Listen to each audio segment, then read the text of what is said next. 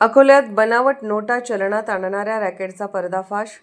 अकोला पोलिसांच्या स्थानिक गुन्हे शाखेने भारतीय चलनातील 500 रुपयांच्या नकली नोटा रॅकेटमधील 3 जणांना केली अटक। अकोला जिल्ह्यातील गुडदी आणि मूर्तिजापुरात पोलिसांनी या नकली नोटा पकडल्या। तब्बल 500 रुपयांची 97,000 रुपयांच्या नकली नोटा जप्त केल्या। 500 रुपयांच्या 194 नोटा चलनात आणण्याचा प्रयत्न होत होता, मात्र ऐनवेळी पोलिसांनी चंदन धांडोरे नामक तरुणाला अटक केली। तो मार्केटमध्ये 500 रुपयांच्या बनावट नोटा घेऊन फिरत होता।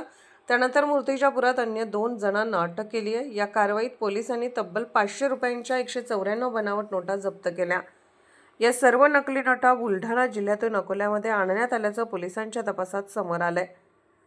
चंदन भीमराव घांडोरे, झहीरोद्दीन, जबीरोद्दीन आणि विठ्ठल वारोकार असे अटक करण्यात आलेल्या तिघांची नावे आहेत।